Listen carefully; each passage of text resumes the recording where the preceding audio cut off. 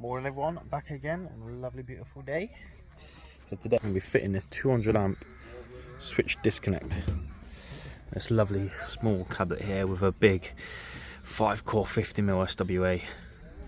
Well, let's start stripping this fucker, get it terminated and check back in. Right, I'm going to try a little test here. Knipex strippers supposedly only go up to 30 something mil, 35. Now I believe this is a 39. So let's see if it fits and we can use it.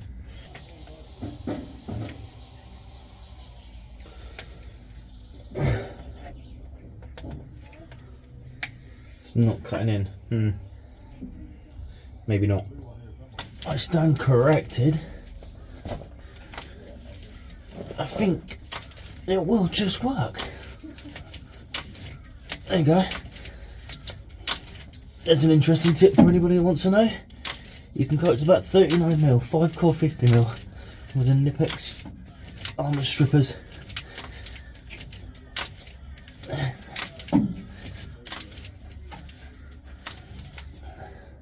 Right, moment of truth.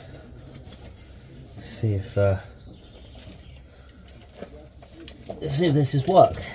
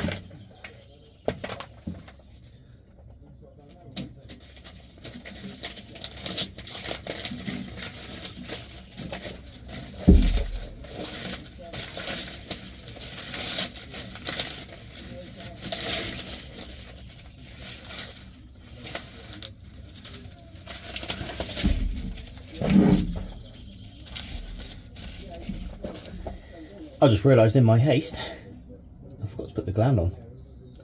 And the shroud. Hey. All for YouTube.